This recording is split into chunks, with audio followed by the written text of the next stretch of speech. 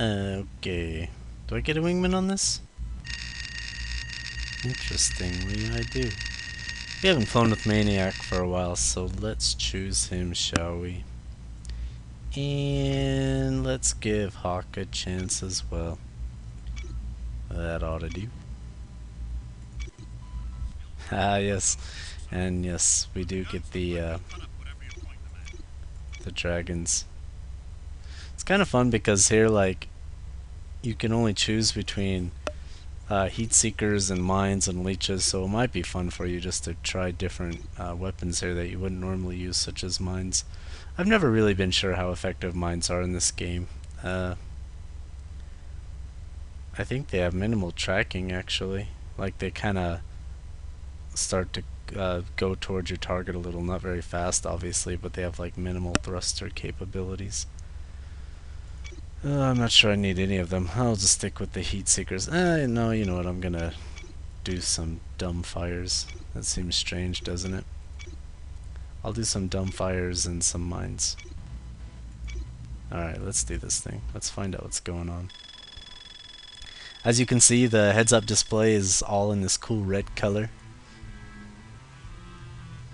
Now this ship is fast and it's very maneuverable, and we can cloak over and over again. It's just wonderful. So we have a plasma gun, tachyon gun, our full guns, and this is really cool. Our alternate fire is this fishing cannon, and what you do is you hold it down, and it's like your energy is drained there, and then you release it. It actually has a lot of kickback too, so if you look at our speed there up in the upper left corner, where it says current, and then just shooting it kind of rips you back, and that's actually why, if I can show you here. It's not doing it. Let's do this view. See how it kind of folds the wings down when you go into the alternate fire? Has to do with like the kickback, like tearing the wings off possibly, because it's so strong. For now I'll put it on the regular guns. I'm gonna mess with my power a bit here though. I don't need to go 500, 453 is good. And having 2 tachyon guns and 2 plasma guns like will drain your energy really fast. So cool, these ships. We don't even get to do a lot of fighting on this mission, if I'm not mistaken. This mission is more about moving the story forward in a big way. I think we will do some fighting though. Look what I see. Break formation and open fire. Just say the word, Colonel. I can't wait. Gonna give him some maniac magic. It's just interesting that once you're in these really overpowered fighters, like we have 2 wingmen, and like I could probably handle all these guys without any wingmen at all, really.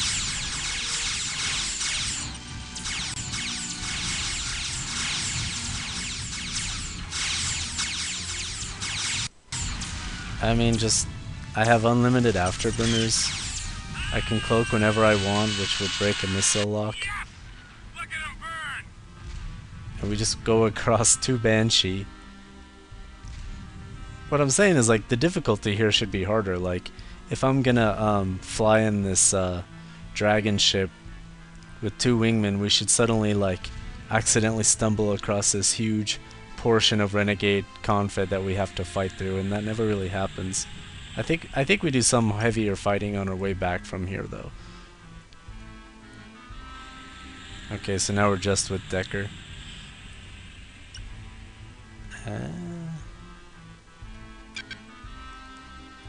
So I don't know if they recognize this as friendly just because we're in the Dragon Fighters. I would assume that's mostly it, but we could also be using the IFF codes. This is more of a infiltration kind of mission, so as much as I could fight them just for like plot reasons, it seems foolish to do that. Yeah, that's true. We got Decker's shuttle there too. It seems bad to put his shuttle at risk. But strangely enough, these Banshees are still on to us. So we did lose our wingman, but it's alright. think what matters is just protecting Deckard. Deckard? No, just Deckard. What really makes this ship and the Excalibur ship such a powerful ship is that their guns kind of have... See that? Like, I'm not even really aiming, and it just kind of has an auto-aim. If all the ships had that simple feature, like, this game just would be much easier all around. But only these super-duper ships really have any of that. Like, I don't even need the ITTS, really, it seems, because... See, like... You can, if you see where my center target reticule is pointing, I can like deliberately point it away from the ship, and it will still totally vector in on them. And I guess that's my biggest complaint about this part of the game is like, I want a real challenge now that I'm in this really overpowered ship, and I'm not getting it.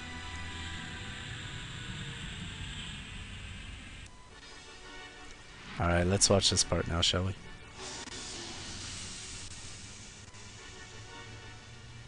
I'm gonna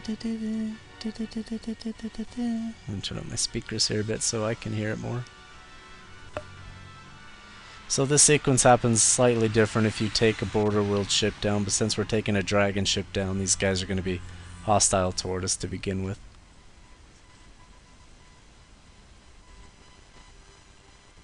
I need 2 men. Get your guns. Black ships are back. Follow me. Here we go. Hold it! Easy. We represent the Union of Border Worlds and Vice Admiral Wilford. We're here to respond to your SOS. That warbird ain't here for no SOS. The ones that did this to us, they were flying those. That is a commandeered craft, you idiots. Check out this insignia. Well, it doesn't matter anyway. You're too late. I don't know, if I wanted to pose as a Border Worlds guy, I'd probably have no trouble getting his uniform either, let alone his craft. This place is still standing. The airstrip's in one piece. Doesn't look like you've been touched. The attackers didn't blow up anything, Colonel. They used bioweapons. No offense, Doc. How come you're still breathing? I've been asking myself the same question. What's the pattern here? This is not random. The autopsies have been showing commonalities. Things like percentage of body fat, bone brittleness, eyesight, sperm and egg count. Everything genetically determined. What do you know about nanotechnology and bioconvergence? Bioconvergence? Well, it's fairly new. That covers what I know. Bioconvergence. That should sound familiar to you all if you've been following the story. We didn't hear much about nanobots though, did we? They get into your body and start a genome comparison of your DNA heels. They find, they start attacking your RNA. The cells stop replicating, and they begin killing each other. Does cells kill each other, or they just stop replicating? Because the first thing would be enough to kill you, obviously. Body becomes a battleground. In a matter of hours, You. Look at Decker, he's like, Nice prosthetic, isn't it? thank your parents. Pretty disgusting, The actually. nanobots have been programmed to look for certain genetic characteristics. Low body fat, good eyesight, and so on. My guess is they can be E-prone to do anything. Any trigger in the DNA strand will do. If you want to weed out the skinny folks in the world, people with iron-poor blood, just tweak the code. They came out of nowhere in unmarked ships. They dropped canisters like this. Cool prop. People were affected. I'd say 90%. It's pretty high. Stuck on this planet now, boss.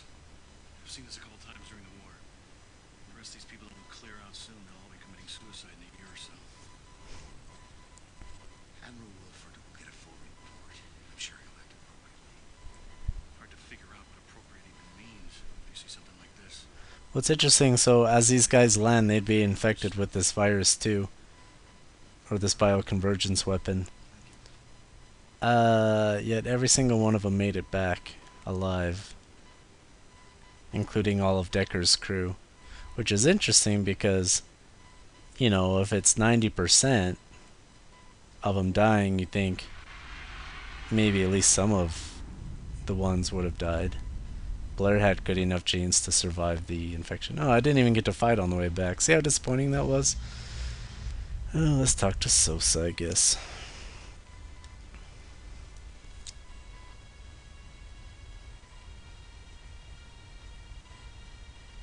And her 90s haircut. I wish I could light a candle for everyone on that planet. Fill up a space a lot bigger than this, that's for sure. Fill up the whole planet. Shut up, Sosa.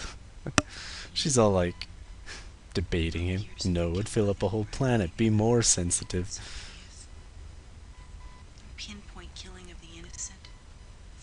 The wrong DNA strand becomes a death sentence. It's evil. There's no other word for it.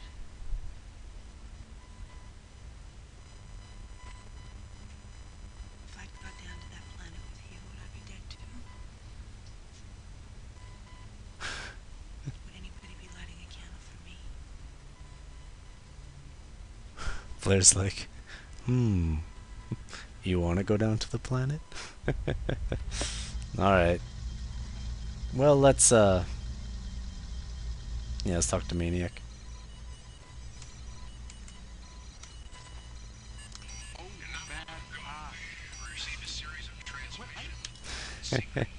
She's into it. Unfortunately, we don't get to see that go anywhere. What are you doing? Well, I'm a pilot. I don't see a flight stick on this thing. This message came in a few minutes. He's just talking the whole time. Recently, we've been able to link certain elements together. Perhaps we should have tumbled on this during our troubles in the Peleus system. But looking at that again, along with your position when you recently acquired those unmarked fighters, made us go back and examine other recent hotspots.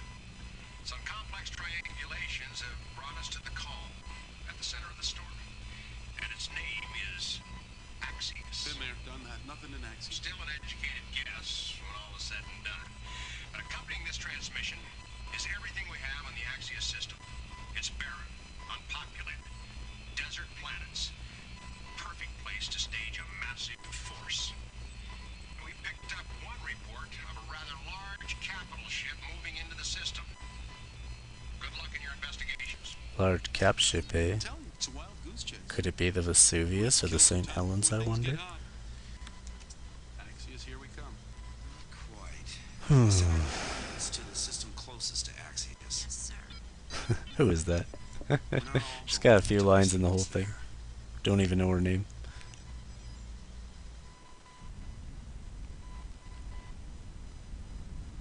So... But I think here we still jump to the Axios system anyway.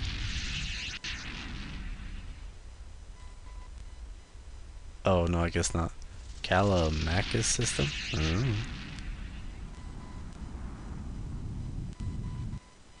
Well, we had such a short mission. Let's just at least conduct our briefing and we'll take a break there, I suppose.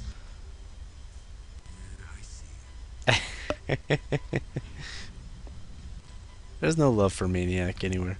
See, he's so frustrated. Maniac really does deserve a lot of credit, though.